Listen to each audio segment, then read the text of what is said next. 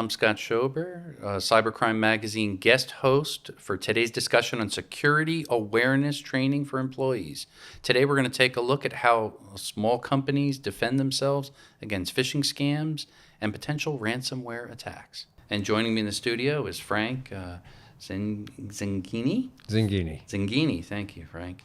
And he's the founder and CEO of Applied Visions, a software development company that, interestingly enough, also has a focus on cybersecurity apps, along with a lot of other specialties. We're into a lot of things, Scott. Lots of things. That's cool. Well, Frank, maybe you could start out by telling us a little bit about your company, maybe the size you are, how many employees, and some of the things that you guys are involved in. Sure. At a higher level, we're altogether about 80 people, developing software. And engineers primarily, or people supporting the work of engineers. We're designing and building and testing and fielding software, and in one corner of the business, hardware, Internet of Things systems, things of that sort. So a bunch of really talented engineers, and then we have product support people and QA people and finance, and like any other business, all the infrastructure that keeps everything going.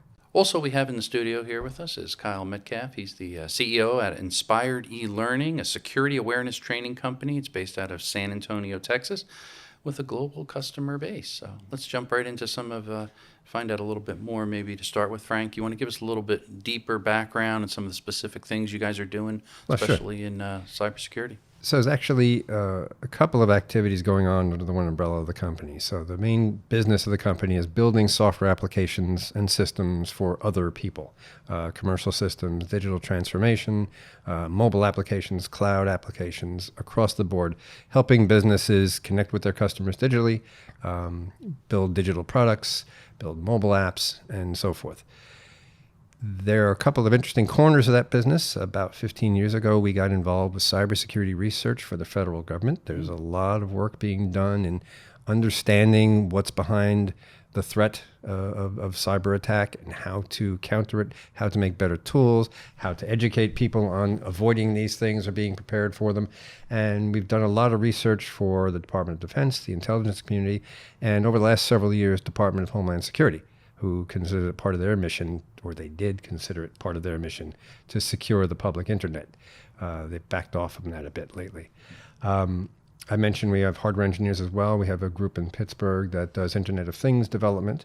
So we've got a lot of interesting activities. And then out of that research for the government, we actually spun off a product company called CodeDX, where we have taken some of the technology that we developed as a research group and turned it into a product. And it's a application security vulnerability management platform that companies, mostly larger companies, can use to bring some order to the whole process of trying to make sure that the software that they write and put out onto the internet doesn't have flaws in it that attackers can exploit. And there's a whole subject matter under there about what that all means. And think about it, where do you typically find a lot of these threats are originating from, as far as countries and other areas in the research? Well, there's different types of threats that come from different places. What are referred to as the nation-state threats are really coming from a few key other countries that you read about every day. They're generally after political gains, not necessarily financial gains. Then there's the financial threats, the financially motivated threats, which come from an awful lot of domestic sources, and a few other key countries that are known for being particularly good at going after targets of financial value. And then there's just the endless parade of small-scale attacks. There's just no limit to the number of people out there just trying to cause mischief. Yeah. And do you see that more and more, maybe getting away from some of the larger enterprises and maybe targeting some of the smaller businesses more so? I don't know that there's a trend of more small businesses. I would say that small businesses are not immune. People who think, well, I'm too insignificant to be the target of any kind of an attack are misguided. Yeah. Anybody is a target of an attack because the attackers are out there just randomly scanning for targets of opportunity. If they find something, they'll go and see what they can get from you. And more importantly, there's a long history of attacks that have leapfrogged from small businesses into larger businesses. So if you as a company are doing business with some other larger company, maybe you're providing environmental control systems or HVAC controls to a large retail chain. That was an actual attack where the point of entry was through the maintenance company that had access into the building's networks in order to maintain their air conditioning system. So small size is not a guarantee of safety. Yeah, that's a good point because it really affects everybody in the ecosystem, and all your partners and vendors. Now, you studied your background a little bit in computer science. You earned a degree from Stony Brook University right here in Long Island, where we're at, That's beautiful right. area, back in 1981. Now when we reflect back maybe to the times then when you were studying, was security at the forefront, or I would assume it's not as It paramount wasn't as even today. thought of. Okay. Many security risks in history have been the results of a lack of imagination.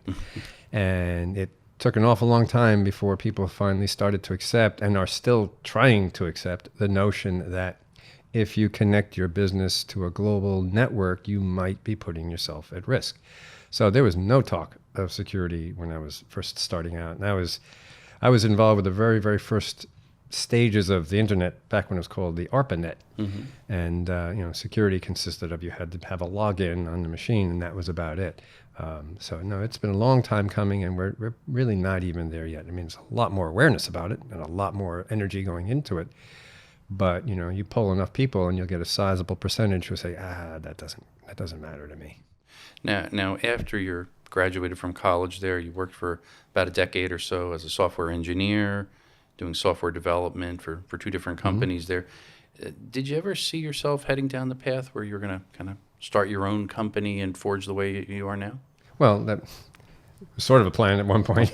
So I did, but I didn't expect it to grow the way it did. I mean, I was like many people of my ilk. I'd gotten bored with what I was doing and the opportunity to go independent and freelance and do some projects for people. And I did that, did another project and hired somebody and kind of grew that way over time. And the rest, just you look back and say, oh, how did I get here? Yeah, some good success, though. Excellent. How about maybe just talking just briefly about phishing scams? We're talking about the importance of certainly education and awareness there. Is that something maybe as your company, as a small business, are you concerned with that? And if so, why? Oh, of course.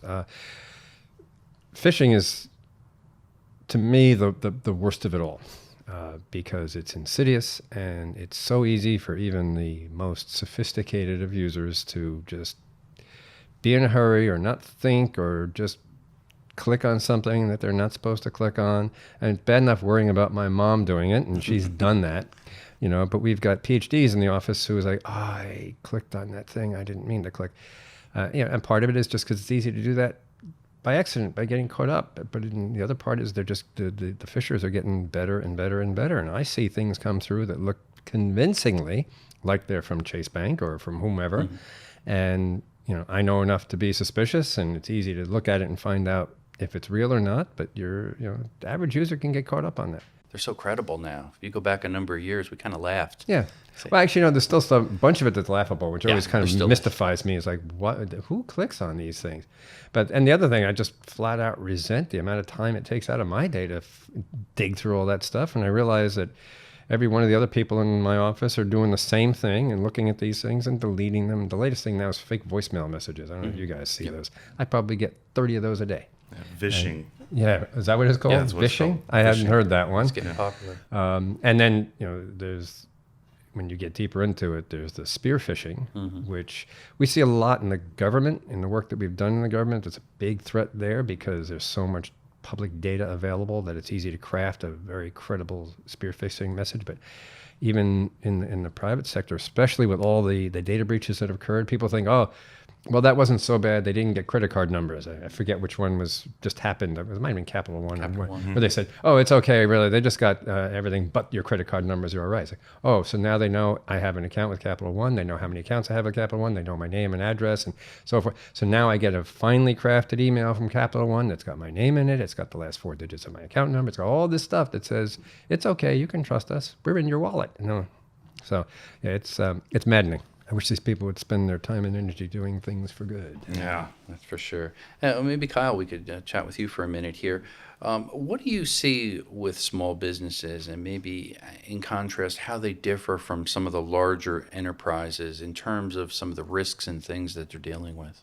The actual threats coming in are the same.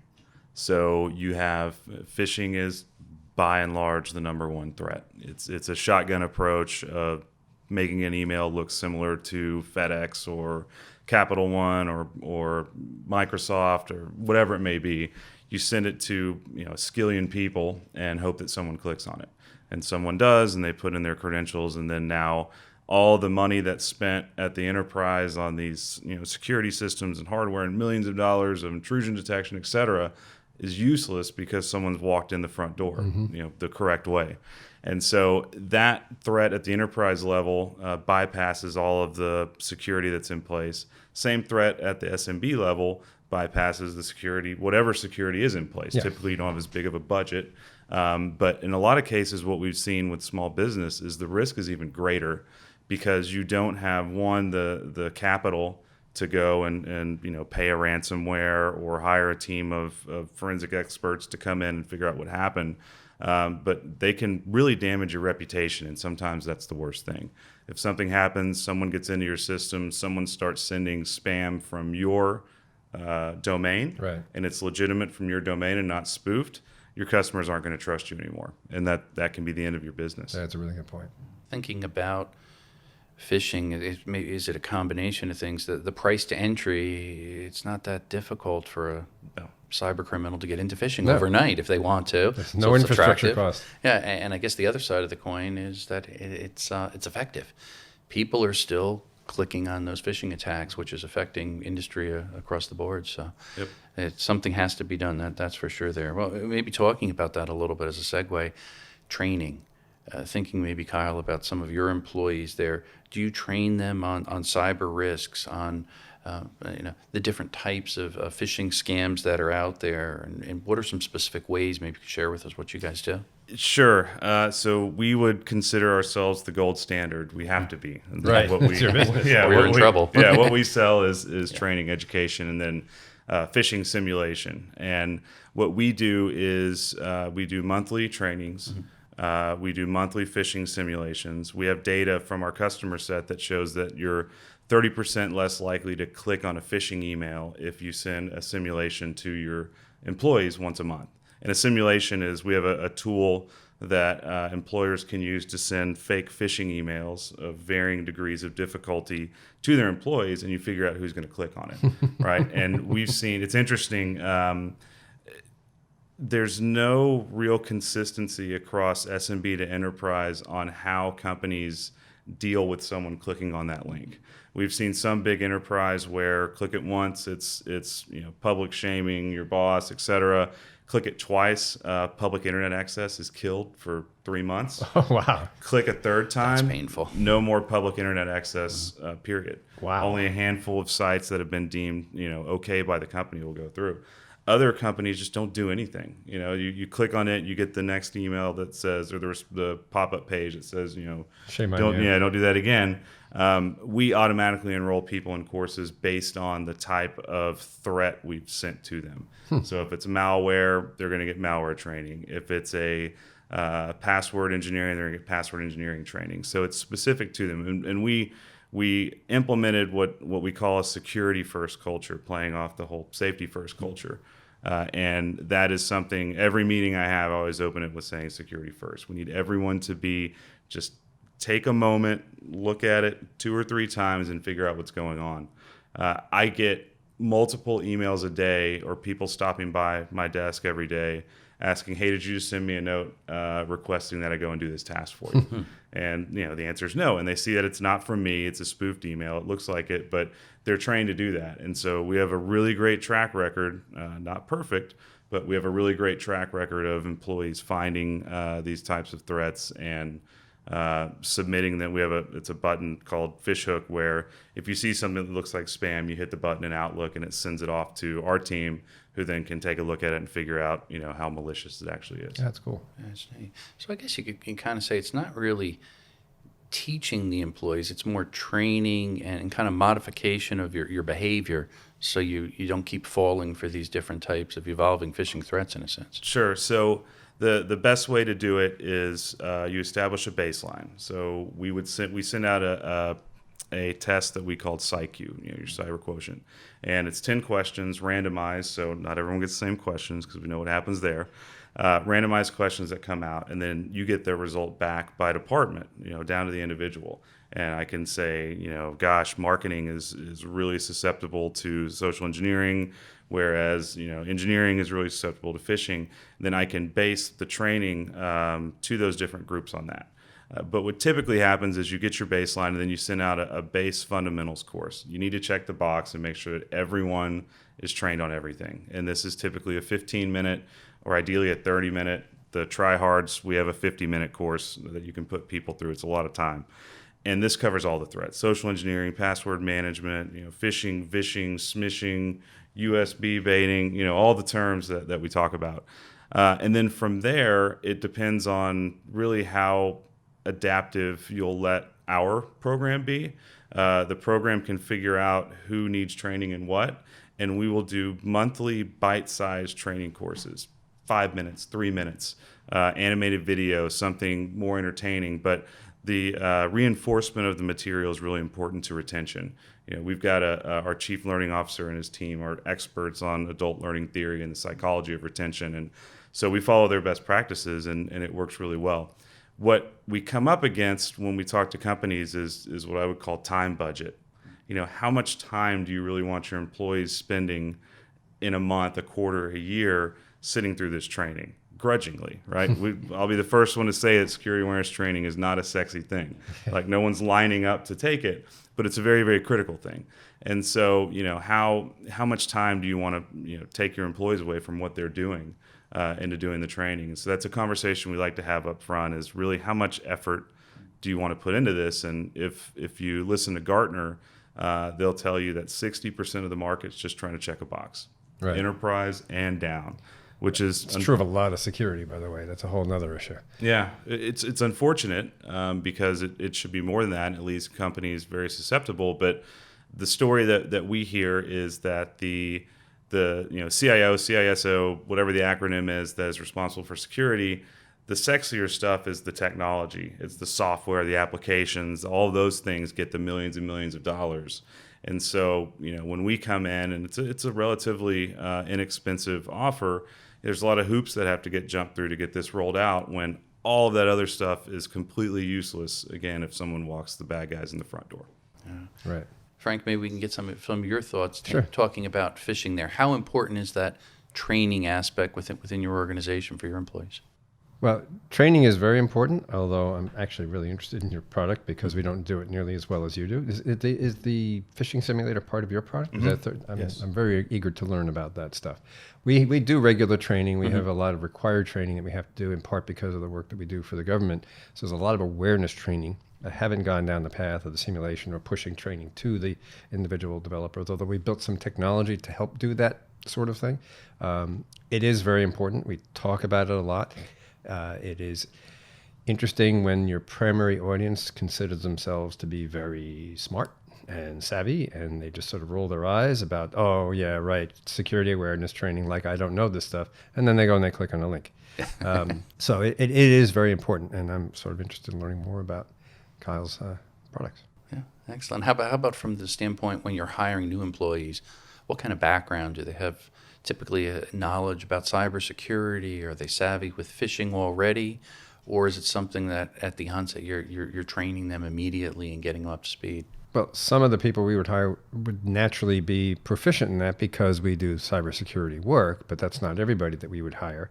I'd like to hope that anybody with any sort of exposure to technology will at least understand the concepts, but we do talk about it from the very first day and remind people constantly of their responsibilities in the whole enterprise as far as maintaining security. It's also, in a smaller company, hard to figure out whose responsibility it is to deliver that training. And I'd actually imagine you probably have similar problems even in the larger organizations. Do you have arguments between HR saying, we do training, and IT saying, we do security, and like, but this is security training, who does it? It's the Reese's peanut butter cup problem. Yeah, what ends up happening 99 times out of 100 is, regardless of who wins that argument of ultimately who's going to pay for it and own it, someone whose job is not a training administrator gets the responsibility of rolling the thing out and managing it. And I've even seen in the most extreme cases a Fortune 500 insurance company that we worked with, CISO went through the process, bought the product, and then handed it over to an unpaid intern to implement, and was frustrated that the unpaid intern was spending too much time on implementing the program. I mean, they didn't no clue what they're doing. And so, yeah, that was a frustration of theirs. So that's a great plan. Yeah, excellent plan. Hey, Kyle, we hear claims all the time that email phishing scams initiate a large portion of the cyber attacks and ransomware, malware within organizations. More than 90% is often stated there. How about in your opinion? Is that true? Is it that high? Absolutely. Again, it's the easy to navigate the complex and very, very strong security systems that are in place from an infrastructure and software standpoint. Takes a very, very savvy individual, potentially a long amount of time, and a high risk of actually breaking through. I can send an email to, John in accounts payable and hope that John isn't going to figure out what's going on, put their login information in, and again, we've walked in through the front door and going to be undetected for a while. And so what they try and do is they send millions. It's a numbers game. You send millions and millions and millions and billions of these emails. Someone's going to click it. And then when someone clicks it, it flags up and you go and see how far you can run and see what kind of damage you can do.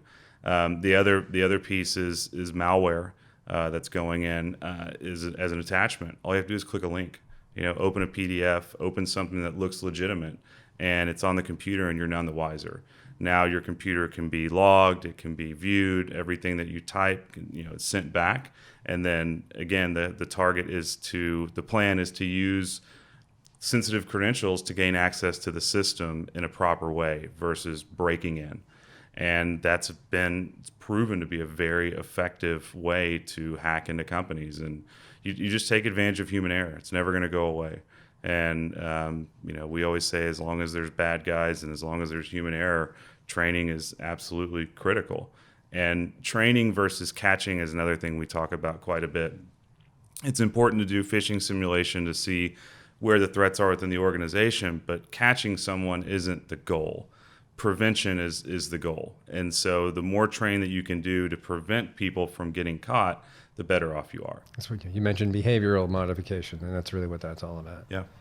But what he keeps referring to can't be stressed enough. We've actually gotten pretty good as an industry at what we call perimeter defense. Mm-hmm. We build the walls and the barbed wire and dig the moats around the castle, and can keep a good security team can keep people out except for the most sophisticated nation-state hackers. And then we put an open for business sign on the front door, swing it open, and invite people in to log into the website or send us email to the support desk or whatever.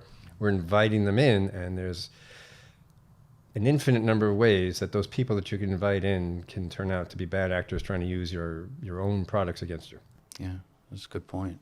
I think you mentioned before, Kyle, that training, it's not that sexy, right? Right. So as companies are getting better at this and you're helping them, aiding them, small businesses and enterprise level, how do you get them excited about it? How do you make it fun? How do you take it from the the boring training and do checking you make boxes? it fun? Do you really? Is it fun? Right. Yeah. We try. Yeah. So where everything is headed is gamification. Okay. And right now, gamification is there's you, and then there's the hacker in the hoodie. Yeah. And you get asked a question, and if you're right, you get a point. And if the hacker's right, they get a point. You want to beat the hacker, right? That's gamification. It goes a little bit further than that, but it's not really taken off into true gamification, talking about checking boxes. We've all checked the box of gamification in that sense, but where it's heading is it's going to look more like a game on your mobile phone, an app, a Jeopardy type setup. One of those things is where it's headed, and where it's headed very quickly. And so that'll be, again, less painful. There's a little bit more fun in it, and potentially you get a little bit of viral action around the office of, hopefully people are running up the scoreboard. Competition is the other thing, and scoreboards and badging. So one thing that's effective today is in our dashboard, and most other folks do this as well, it shows one, completion data by department, by leader, and then it shows score by department, by that's leader. cool. And I don't want my team to be A little competitive there, I guess. right. I don't want my team to be last. And you've got the sales team, which historically is the slowest to compete or to complete, and doesn't always have the best score, but they're the most highly competitive. So you see them now paying more attention to this because they want to beat marketing, they want to beat support, they want to beat whoever it is. Clever. So that's a good way. And then the last one that is a little bit further out from being mainstream, but is getting a lot of traction, is virtual reality. So we have a mobile app, and we've developed a virtual reality course that can be taken with the Google Box on your phone, or an Oculus. Not many people have that for all their employees, but that's how we demo it in the booth and such. It's cool. It's fun. Like, you get to do that and look around, and you find the threat, and you focus on it, and you get it right. From a learning retention standpoint, immersive training has the highest retention rate of any type of training there is. So, once it's mainstreamed and it's pushing out to everyone, and folks are taking training this way, then you're going to get a lot better results across the board, and you're going to have people happier to do it because it's just fun. It's cool. Yeah. Cool. I guess that's kind of the key. Retention means that you will change behavior, and ultimately it'll be more secure over time. Yep. Now, you mentioned before we were talking a little bit about phishing simulation. Do you mind sharing a little bit more on that, a little more background on that? Sure. So phishing simulation is relatively new. This whole industry I'm in is relatively new. Yeah. But phishing simulation was the biggest breakthrough that came out in the last couple of years. It's a software tool where an admin, a employer, can send phishing emails to their employees at any rate, at any difficulty. So we have some that are very, very easy to spot. They're the old, everything is misspelled, the links are there, your name is misspelled, everything is wrong, very easy to spot. Then we have some that have a 90% failure rate because they're so good that people can fail. And our team will argue we could make them that have a 100% failure rate, but what are you really learning then? Right. You're not learning anything, right? They're not typically that good. So what you do with this and where it's so valuable is you get real-time results from the field on who is clicking these things and who is not. I can send you training. I can give you a test. I can look at the score. You could cheat on the test. You could look at your neighbor. You could guess. And it doesn't hold up to as much scrutiny as the phishing simulation does. So phishing simulations become the bar of measurement of success.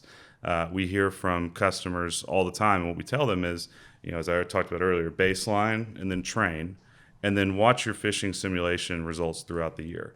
They should improve. 99 times out of 100 for us, they do improve.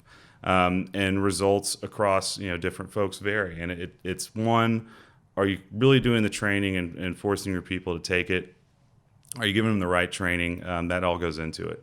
And then we've added the additional vectors, the fun words of vishing, which is voicemail phishing. So you can use our tool to send out voicemails to your employees to see if they're going to give information. Hey, this is Time Warner. I need the last four of your social. People fall for that a lot. Smishing is SMS text phishing. And so you receive a text on the phone, and if you hit the link, then you've been got. And then the last one is USB baiting, which is really popular in places like casinos or larger enterprises that have some sort of merchant aspect to it, where you take a USB drive and load our program onto it, throw it on the ground, see if someone picks it up and sticks it in the computer. They do a lot. Wow. It happens all the time. And when they do, it immediately phones home and tells you who it was, and those people can go into extra training as well. So it's a great, it's a scary tool, especially the first time you launch it, because Kind of an eye opener. Right, because you don't typically don't warn your employees that it's coming. And so you send it out, and it randomizes when it sends, so the entire team doesn't get it all at once. People click on it a lot. And so what's great for us, and it's awesome for marketing, is we show the curve of where it started versus where it finished. But it really does expose how risky the human aspect of security is. Humans are the scary. biggest attack vector. Yeah, Yeah. that's true. Do you notice anything such as, the spoofing numbers or things like that? Does that come into play, or social engineering as well, which makes it a little bit more credible beyond just the temptation to click on that phishing attachment? Yeah, I see that with me specifically, Okay. and with our accounts receivable and accounts payable. So oftentimes they will get an email from me that says, I need you to wire X amount of money to this account. Or, hey, I'm in a rush, I'm in a meeting. It is spear phishing. It's very specific, or whaling is another term they use for it. Very specific. They know who I am. They know who they're targeting. They know what they want. Hey, I'm in a meeting. I can't talk. Don't call me. I need this customer's information, or I need our routing number. I need this amount of money sent to this place. And fortunately, we've been able to catch all of those and haven't fallen for one yet. We did. Yeah, No, it happens. We did. it happens. It happens a lot, and it's not a large enough amount of money usually that it raises flags. Right. Need a few $1,000s sent to this account. Stays under the radar and it's convincing. And then it goes. So it's that is where you see the majority of it. It takes more time and thought to do one of those emails. You have to be a bit more of a savvy bad guy than just the person sending out a million phishing emails. And you have to know who your target is and how you're trying. But I mentioned earlier that another one that happens is someone on my team will get a email or text from me, typically an email saying, hey, can you come in early? Which is really weird. And so we played along with one, and it was, come in early, hey, I can't make it. Are you at your computer? Yes. And then it was, I need you to send me this sensitive information. Wow. Crafty. Yeah. So I haven't gotten that one yet. Yeah, it was a setup, and we got a handful of those. Can you come in early? And That's interesting. finally, I pulled in our security lead and said, "Can we play along with this? Like, can we see where this is going? Because I'm very curious." And yeah, it ended up with now you're at your computer. Yes, I need you to send me these credentials. And it's smart you played along with it, because probably in the process of it, you're thinking about what your customers are thinking about, and you learn how to constantly craft it so it'll be more effective, your solution. So. The interesting thing about playing along with it also is it turns it into now a tangible story that you can tell to your staff. So we played along with this guy, and here's what happened, and then this, and then this, and then and now it makes it real. Otherwise, it's like Right. Excellent. Yeah. There's a bit of gamification from a psychology level into that, and people let's mess with the bad guys. Yeah, people like that story. It's an interesting Hack one. back. Yeah, and so now I'm of the sense we need to play along with everything when it comes through. Cyber vigilante. How do you deliver the training? Is it coming like a one-on-one as an email, or how do you actually push the training to the people? Yeah, so we have a learning management system behind the scenes. People take it through their computer or tablet. So you would log in. Basically, you get an email that says you've been enrolled in this training. Gotcha. You click the link, and then you take it there on your typically. Most people take it on a desktop. We have a mobile app. You can use it on tablet as well. Mobile app is really good for people who are out in the field that don't have internet access, because you can download it and then take it offline, or if you're on a plane. But the majority of people typically aren't wanting to take this type of training off the clock. What motivates them to actually do it, and how do you? Sure. I'm sorry for asking this question, but I'm Yeah, fascinated that's a good because point. it's this whole human behavioral thing. It's like, here, Bob, take this training. Yeah, I'll get to it. Yeah, you have it says that the course is required. It's either required or not. I don't know why you'd ever do it or not. Nobody take No one it. take. But it's required, and there's a time limit on when you take it. And you get automated reminders if it hasn't been, and your manager gets automated reminders. Okay. So I get a message if one of my direct reports hasn't taken a training that we've pushed out as mandatory. And then I get to go and say this. And then also you've got marketing cheering over in the corner because they're at 100% completion, and so isn't. And that helps to push people along as well. Good. Frank, maybe we can get some of your thoughts. Are there anything as a business owner, best practices, things that you guys have done that have really helped from the standpoint of employee education, especially tied in with cyber? Well, I was going to start by looking at his product. That's going to be a best practice. I'm very impressed with what I've heard here. There are pretty well-defined best practices for cybersecurity. There's standards, there's NIST standards, there's, in our case, DoD standards. There's things we've done mechanically to our networks and procedurally to our processes and how we manage our data and how we secure our data. Remembering that the data is what's important is a big step. A lot of companies just take this for granted. They'll start throwing stuff up into Dropbox or putting it out in shared folders and just not really thinking through that that's the value. And being aware of the data that you have. And not everybody is even too cognizant of the fact that what they have really is personally identifiable data. So that overall awareness of what it is you're trying to protect, whether you're protecting your customers' data, whether you're protecting your own data. What does it mean to be vulnerable? What are the threats against you? As I said before, there's a real tendency to just say, we're not that important. Nobody's going to bother attacking us. And the answer is they will. Because if you're in business for a reason. So you've got something of value that somebody somewhere is going to want. And whether it's something you have or using you as access to something else, they're going to use you. So that's the key, I think, is just maintaining that awareness. And it's tough because nobody wants to think about this. Nobody wants to be reminded about this. It's hard to make it fun. Press your games because it's just something, and companies sort of resent having to spend money on it. It feels like buying insurance. It's like, well, we never need that anyway. We haven't had a fire in 20 years. Why am I paying all this money? These are things that have to be done, but hardly anybody does them with enthusiasm. Yeah, there's a level of complacency sometimes. That's so true there. I'm glad you brought up that point. It does make sense. If an organization doesn't really know the value of that personal information, IP, whatever you're trying to protect, how do you protect it? Right. You really need to identify that. It's just very important. So a nice point there. Kyle, maybe you could paint a picture for us of what an organization might look like if their employees are not properly trained. They're not cyber aware in a sense there. What do you think? Yeah, out of business. Yeah. Right. That's the short answer. There's so much risk. I talked about it earlier with reputational risk. Yeah. That's my biggest fear.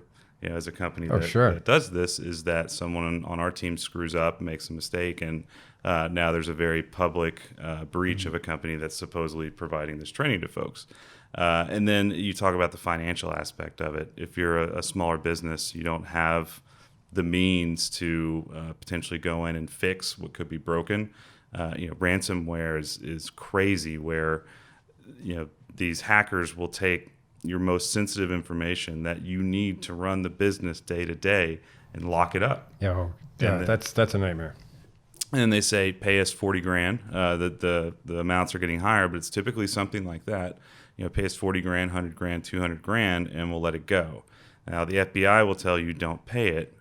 If you're a business owner or a business operator, you don't have time to wait. Yeah. I mean, unless you've got perfect backups, right? Perfect disaster recovery. Yeah, you're toast. And so it really is. If everyone's just running around willy nilly and not paying attention to these things and not doing basic security on their systems, you're done.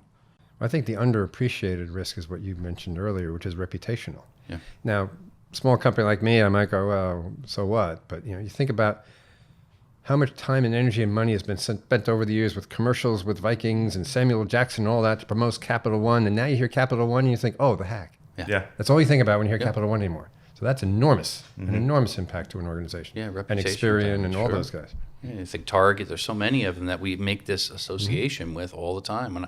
When I go to Target and I still shop there, I'm hesitant to take a credit card out. I'm going to pay with cash. And that's just a mindset because I don't want to be another victim. Yeah, and who has cash? That's right. These days it's hard. Not many people have cash. Right. So it makes it more and more challenging for all of us there. Yeah.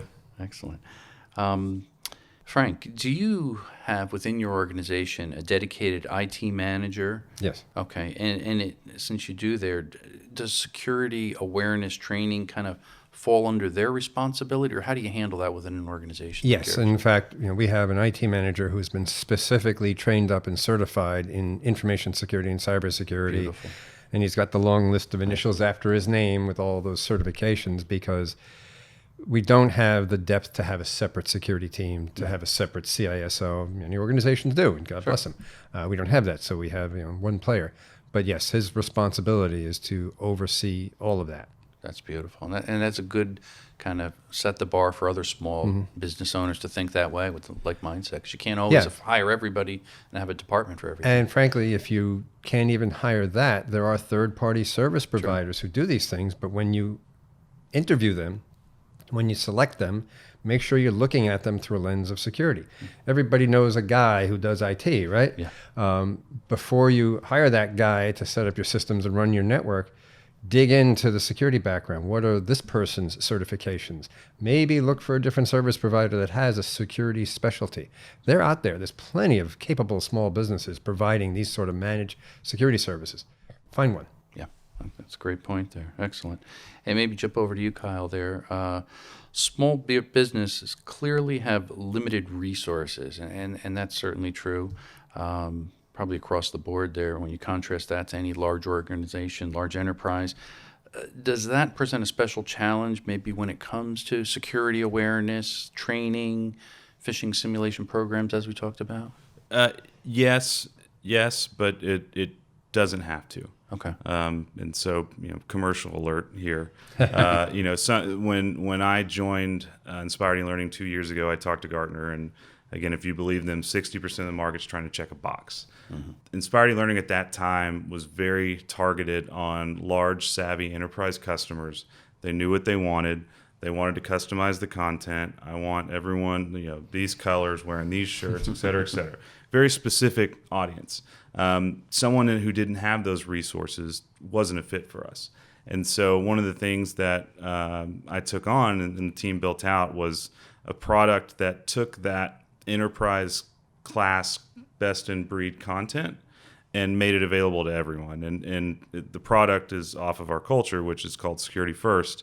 But what this is it's a year-long security awareness training and phishing simulation program out of the box, pre-scheduled, fully automated. So you need someone to take the time to upload the users into an Excel file, very easy to do. And then unless you're planning on making a lot of changes to it, we can say with confidence, this is exactly what we do, and we believe this is the best in breed. You upload the users and you hit go, and the thing runs and sends you reports as people are taking it. And so that's gaining a lot of traction, and especially as we look into mid-market and SMB companies who don't have someone to take this on, because it can be, if you go to a company and they have a whole buffet of courses, and I'm not an expert and I've not done this before, I don't know which ones to send out. I may send the complete wrong ones out. Right. And so we worked really hard to eliminate decision points as one of our goals. And so it is possible through a program like that. But if you're not consuming something that's turnkey, then you're gonna look at the marketplace, and there's 400 videos to choose from, thousands of phishing simulation templates. What do you do? People don't know, and there's very few people out there that are experts in deploying security awareness type training. By the way, large enterprises have limited resources as well, because That's nobody true. likes spending money on this stuff. So they start it. They don't spend nearly enough. Yeah, and that's probably true. It's true all the time, and everybody talks about it, but they're very hesitant when they got to reach into their wallet. 'Cause it's tough. Right. Maybe one final question, and maybe I can pose it to you both there. Maybe we'll start with Frank. Sure. What's your measuring stick or gauge that allows you to know that, okay, my business is secure enough? Is there anything that you could share with us? Well, I don't have the kind of metrics Kyle's talking about, but I'm looking forward to growing that side of it. But we do primarily just track security incidents coming into the building. We keep track of all that data. We have management tools to monitor that, to send alerts when things are detected, to provide reports. So that's sort of the gauge of our physical security. Frankly, the gauge of our people security is, has anybody reported a problem? Yeah. And we encourage people to report, and it's very delicate, because you don't want a culture where if somebody says, "Oh, I did this," you punish them, because then they won't tell you the next time. Keep quiet. So yes, you bite your tongue Yeah. and you go, "Yeah, that's really, really bad," but you have to encourage that sort of openness. And as I said earlier, we've had it happen. We had one of those, "Hey, it's Frank. I need you to," in this case, it was gift cards. I need you to go out and buy me 20, some Yeah. crazy number of gift cards. And somebody did it because they thought, well, Frank needs this because I was on the road. How did they know I was on the road? I don't know. How did they know to send this email to that person? I don't know. So it's important that you encourage a culture of openness to say, if this happens, tell us. If you blank out for a minute and click on a link knowing you probably shouldn't have, report it. And we'll track it. And that's happened a lot too. And the IT guys just know, and then they'll do whatever it is they need to do to make sure everything's still okay. You have to encourage that openness. That's good, 'cause really communication, that's fundamental. If there's a harassment issue or something else, everybody's encouraged to speak up, Yep. talk about it. Same thing here, so good point there. It's funny you say on the road. I saw something funny in the airport yesterday and took a picture of it, put it up on Facebook. And I'll probably get a talking to when I get back to San Antonio from our security lead, because that's a big no-no from. You just announced that you're on the road. I did, yeah. We have courses that talk about appropriate use of social media and how the bad guys will use that information to do. It is so easy to slip up because this all requires us to be inherently paranoid. And who really wants to be that way? Yeah. It's not our natural tendency. And then sometimes I know myself, I even put out a little falsified information just to throw a curveball. Oh here and yeah. there, but You it's- check in places you're not. Yeah. Take different ways home from work. And I get all that. suspicious questions from Okay. my wife from time to time. That's but- interesting. Watching a lot of the gangster movies. Yeah, Yeah. too much. Yeah. By the way, you said something interesting earlier because you talked about safety versus security. And it helps if you, and that's something I try to push, safety and security are really two sides of the same coin. And if you just remember that security is a component, because we're all naturally safe, right? Most part anyway, we try to be safe and careful and Sure. cross the street then with the light. And so all this, we do those things with second nature. We don't do security with second nature. But if you remember that security is a safety component, letting the world know that you're on the road could be exposing something else to a safety issue. So Right. it's just a mindset. Yeah. And maybe you just get a final thought from you, Kyle, as far as, I guess it'd be more metric based, but how do you kind of gauge if your company or per se another company is secure, if they're ever there? Yeah, all the metrics that I talked about are very important to show the results of the education that's taken place. I'm in the same camp of we really encourage people to raise their hand and say, I think I've done something. We have protocol that they follow if they think they've done something. We spent way too many hours in meetings trying to determine if we were going to roll out an actual HR policy on reporting incidents. And is that going to, you say HR and everyone runs for the hills. Is that going to scare people away from doing this? And it's a religious debate. It's important to document employee behavior, et cetera, protect the company. But also the second that people feel like raising their hand and reporting something, they're going to end up in the HR director's office.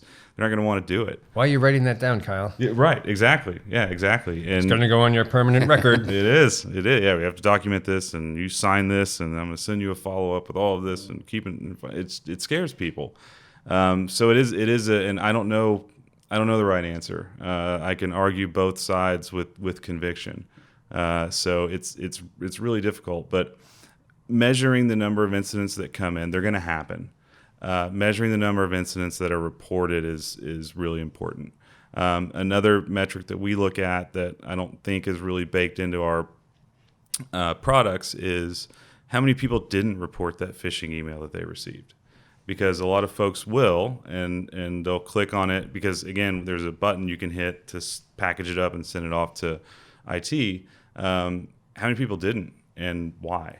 And so that's something that when she's got time, our security lead will walk the floor and say, hey, see that email come through? Why didn't you, did you notice it? Oh, yeah, I saw it. It was phishing. Well, why didn't you report it? They need that information to determine if we're getting, different types of attacks, if they're serious, if they're not. So it's a mix of a lot of things, right? Of course, have the training in place and look at the metrics, and you want them to get better over time and stay good. But also there's softer actions around making sure employees are comfortable raising their hand, because you absolutely want them to raise their hand if something happens. Them hiding is just more time that the bad guys have to go and, screw up your company. Excellent. An important thing to remember, I think, in all this is that everything in life has a risk component. We make risk-based decisions all day long. Driving to work is a risk-based decision. if you accept the fact as an organization that you have a certain risk to shoulder, and then you try to recruit your staff to help you deal with that risk, that's one thing. If your staff feels like you're trying to slough off all that risk on them, that's not positive. So it has to be sort of a shared, we're in this together, let's fight this good fight. It's an ugly world out there. We're one big team. You can get them on your side. If you can't be punishing people for making human mistakes. Yeah, we do monthly town halls where we get everyone together and kind of talk about the state of the business, and I'll get a report from our security lead on who raised their hand and submitted some things that looked fishy, pun intended, or off a bit, and we'll call them out in front of everyone and thank them. Right, and so building the culture of congratulating folks, and you're a bit of a hero in a sense to catch this thing and turn it in and prevent something really bad from happening. That's great. It's worked well. Excellent. Well, we really appreciate a nice discussion with both you, Frank and Kyle, talking about security awareness training. And this Appreciate the opportunity. It was nice to thank be you. here. This segment here was sponsored by Inspired eLearning.